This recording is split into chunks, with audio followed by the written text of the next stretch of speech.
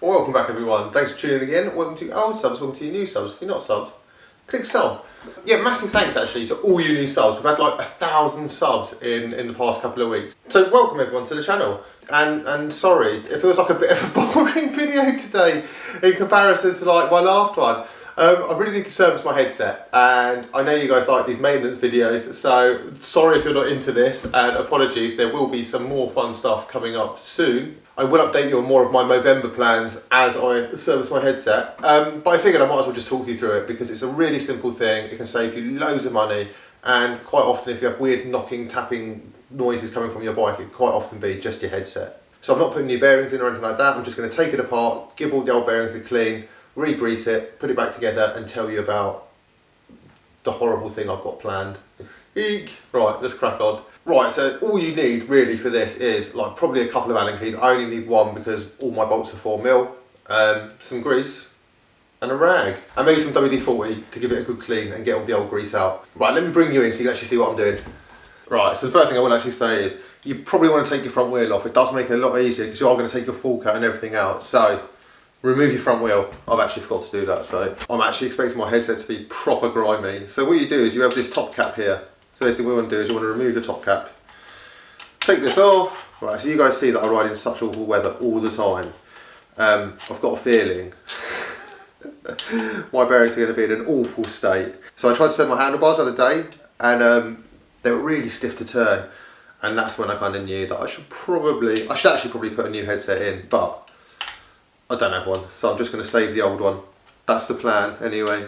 Right, so you take your top cap out. You have these bolts on the side that you've just seen me undoing. Loosen those off, don't need to take them out all the way. And then that should allow you to take your handlebars off. But what you want to be careful of is your fork falling out. So like grab hold of your fork, because it might go, and then find somewhere to put your bars, because it's all really awkward always. Remove your spacers. Remember your spacer order so you can put everything back in the same way. So everything on modern headsets is literally just slopped together. So all you have here is a top cap, and you like pull this up and you should have the bearing underneath. Essentially with most headsets, like if you take them apart, you just put them back in the same way, you know. Very helpful, I know. What do you think of my beard? I'm going to end up with like a horrible moustache. Oh my god, it's so itchy. But I don't have facial hair, so I find this quite hard. This is the hardest bit about Movember. So a good way to get the bearing out is you push the fork down a tiny bit and then you can pick the whole thing up and it just pops the bearing out. And yeah. Can you see this? Can you see that? That's so grimy. And let me bring you in and show you the fork. Look at that. It's actually wet. And then how grimy is that? Yeah, that's pretty disgusting, right? The bearings literally just pull out, so you can just pull them out and it's minging. Right, so all you want to do now is just give it a good clean inside and out. I'm going to spray a bit of this in there. Obviously inside the house. I mean, honestly, like if you get your bearings and they look like this,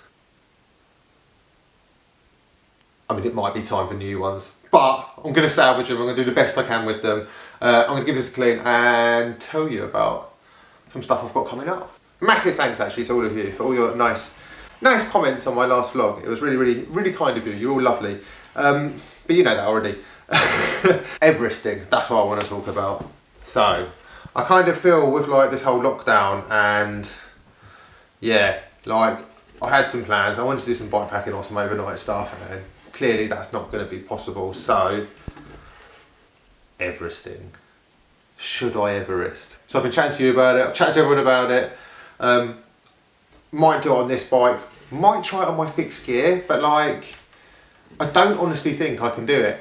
Like it would be so hard. I need to get my bike all ready and get the right gearing, put a front brake on I suppose I could do it, but I'm quite intimidated by a fixed gear one if I'm honest, and I'd rather actually complete it than try and not complete it. I don't know, is that worse? Would it be better to like try and do it on a track bike and fail, or complete it on a gravel bike or a road bike?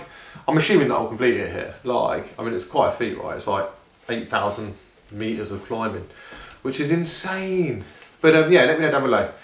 What do you think?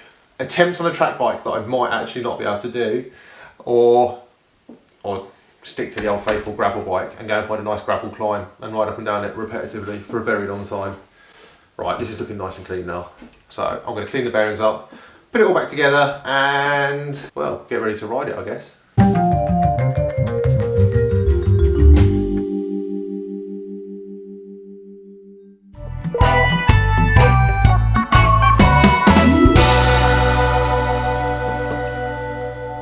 Right, it's really wet in the UK in the winter, so I do chuck a fair amount of grease on.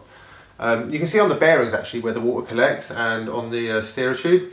So I'm definitely giving it a good old greasing. So chuck a load of grease in around here. You can put a bit on the bearing as well if you want. But honestly, the most important thing is you just clean everything out, especially when you're like there's no point in taking it out and half doing it because, well, yeah, it's just not worth it. And then you literally just put it back together the same way you took it out. So pop the top bearing on, and also when you've got nice loads of grease on them, it actually holds it in really nicely. And then make sure you get a load of grease actually at the bottom, because where the crown race, if you can see on the fork here, where that slots through, this is where a lot of the water collects. So it's like a spot that you definitely want a good amount of lubrication in there. It's literally just a matter of putting it back together, popping it through. Then this is like a little pinch clamp that holds everything in place, and you should theoretically be able to let go of your fork. Right, and then this is the bit that keeps your fork in. I forget. And then yeah, it's literally just clean it up. So when you clean it all up, get all that grease off. Right, so put it back in the same order. So I've got one spacer on. Stem. Right, so with a headset, the bolt that you always do at first is this top cap. So this is the bolt that clamps everything together. So it kind of pinches it all the way through, holds it nice and secure, but you don't want to over tighten it. So most of the time you can tell if you've over tightened it because, well, your handlebars won't turn and it'll be really stiff. Like now, it's really stiff and grindy, so that's probably a bit tight. So you back it off a bit, you know, and you get it to that nice, where it feels nice. I mean, mine feels awful because my bearings are kind of shot. But you should have a nice bit of free play in there. Then there's a few methods you can do to check that it's not tight. So you can like hold your front brake and rock your bike backwards and forwards, and if you can feel play in the headset here, then that means it's too loose. If you bounce your bike on the back wheel and it rattles, you'll hear it like drr, drr, like in the frame. It sounds just like that. So that means it's too loose, so then you know to tighten it up. And it really isn't that tight, like you really don't have to do it that tight at all. And then you tighten your bolts up, and they're normally like 4 or 5 Newton meters. Oh yeah, and obviously make sure your bars are straight with your front wheel. And that is pretty much how you can save your headset.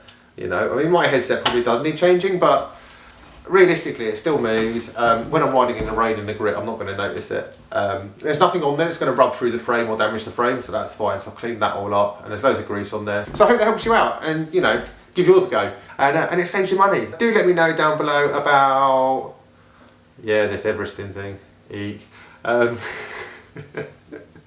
Yeah, definitely want your opinion on that, guys. So thanks for watching, and I will see you all soon, where I'll be outside on this, not inside. Thanks for watching. Remember to like, comment, subscribe. Bye.